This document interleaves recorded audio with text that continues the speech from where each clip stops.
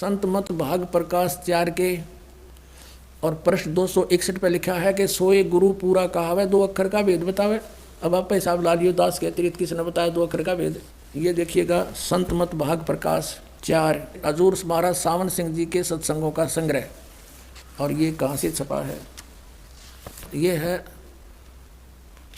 प्रकाशक सेवा सिंह, सेक्रेटरी राधा स्वामी सत्संग व्यास, डेरा बाबा जयमल सिंह, जिला अमृतसर, पंजाब। और ये यहाँ से छपा है Sartaj printing press, Tanda road, Joshi estate, Jalandhar से।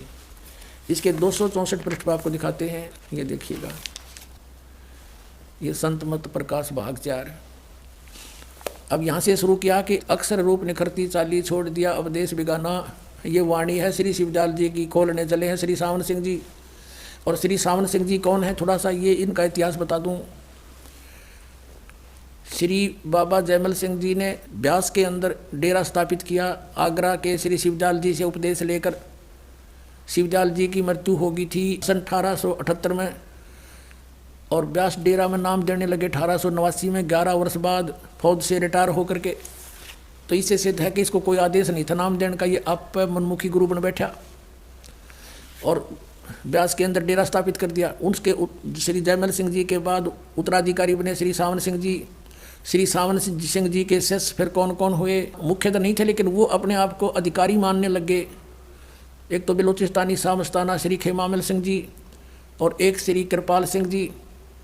इन दोनों ने अपने आप को अपने आसपास के भक्तों को बता दिया कि मैं अधिकारी हूँ, वो कि मैं अधिकारी हूँ। तो श्री सावन सिंह जी ने इन दोनों को 22 पास कर दिया और सरदार जगत सिंह को उत्तराधिकारी बना दिया और उसके नाम वसीयत लिख दी थी। तो इन्होंने अक्षुब्ध होकर के सावन सिंह जी के शिष्य बलोचिस्तानी सामस्ताना श्री खेमामल सिंह जी ने सिरसा के अंदर सच्चा सौदा का डेरे की स्थापना कर दी 2 अप्रैल 1949 में। और सावन सिंह जी की मृत्यु होली 2 अप्रैल 1948 में। और इन्होंने कोई आदेश नहीं था इसको नाम देने का। और कृपाल सिंह जी ने छतरपुर दिल्ली में चिमटा गाड़ दिया। ये सब मनमुखी और सब वहाँ से बिछड़े हुए बागी, इन्होंने ऐसा कर दिया।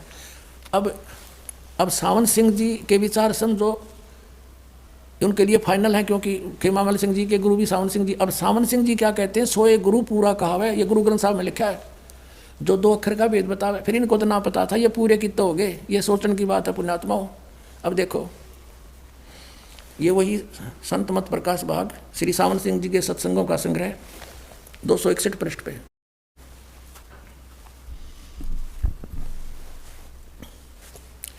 यह संसार सर है और अक्षर है, वह ब्रह्म है, नी अक्षर पार ब्रह्म है। जब यह संसार बना हम इस महल दुनिया में गुजारा करते आ रहे हैं, किंतु अब गुरु की कृपा से आत्मा इस महल को छोड़कर सतलोक को जा रही है। गुरु ग्रंथ साहिब के अंदर बड़े गहरे और गुप्त रहस्य हैं। एक स्थान पर आता है 52 अक्षर लोक तरह सब है कुछ इनके माही, ये अक्षर खिर जाएंगे वो अक्षर इनमें नाही है। इसका अर्थ तो ये है कि इन तुम्हारे ग्रंथों में वो मोक्ष मार्ग मंत्र नहीं है। परमात्मा कहते हैं कि वेद मेरा भेद है, मैं ना वेदन के माही, जौन वेद से मैं मिलूँ ये वेद जानते नहीं। वो कहते हैं सो हम शब्द हम जग में लाए, सार शब्द हमने गुप्त छिपाए। तो तुम्हारे पूरे के ग्रंथों में वो मंत्र नहीं है, इनमें तुम्हारे जो लिपि कर चलाते हो तुम। इसका अर्थ तो ये है सीधा सा। आगे चलो, 52 अक्षर संस्कृत भाषा के हैं। शायद ही कोई ऐसी भाषा हो जिसके 52 अक्षर हों। इस संसार का सारा मसाला 52 अक्षरों में आ जाता है। पिंड अंड का हाल तो 52 अक्षरों में आ जाता है। आगे 2 अक्षर और हैं, वो कहाँ हैं, जो पार ब्रह्म है। अरे वाह देवताओ, वो आगे मिलेंगे मेरे पाछे ने। इसके विषय में ग्रंथ साहिब में लिखा है। अब ये तो है इसके मत सावन सिंह जी का, वो 2 अक्षर पार ब्रह्म है। और गुरु ग्रंथ साहिब का जो हवाला लिया है वो इसकी बात को झुठला रहा है। गुरु ग्रंथ साहिब में सही लिखा है कि वो तो अक्षर गुरु जी देगा। सोए गुरु पूरा कहावे, 2 अक्षर का भेद बतावे, एक छुड़ावे एक लखावे, तो प्राणी निज घर को पावे। इस सतनाम में 2 अक्षर हैं, एक ओम एक तत्, वो सांकेतिक है जो अभी आपको दिखाई दिया।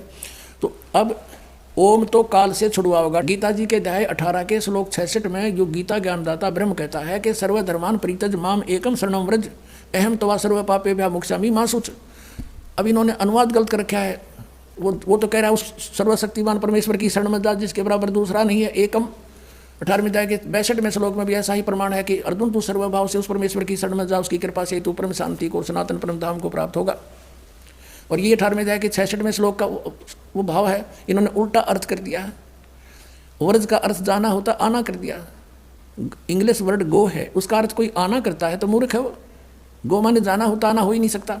तो यहाँ वही बताया कि जो मेरे सतर के ओम नाम का जाप तूने जपा है वो तो मुझे दे दे, सब यज्ञ वगैरह वो मुझे छोड़ दे, फिर मैं तुझे सब पापों से मुक्त कर दूंगा। तो फिर ये हमें